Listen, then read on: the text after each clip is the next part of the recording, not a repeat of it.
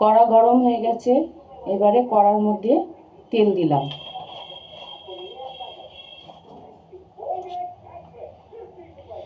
আমি ময়দা নুন দিয়ে মেখে এটা গরম জলে সেদ্ধ করেছি।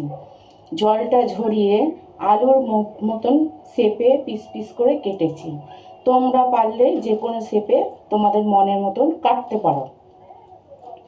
আমি এটাকে এবারে তেলের মধ্যে ঢেলে দিলাম,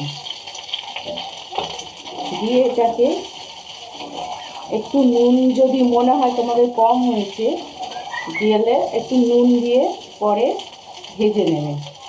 এটা ভাজা ভাজা হয়ে এলে আমি দেখো আলু, পেঁয়াজ, টমেটো, লঙ্কা কুচি, রসুন কুচি এটাকে ভেজে নিয়েছি।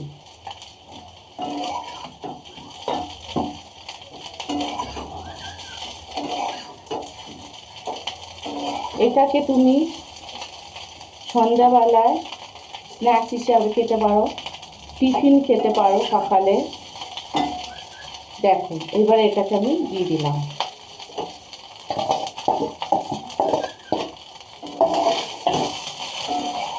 সস দিয়ে খাবে, আরও ভালো লাগবে।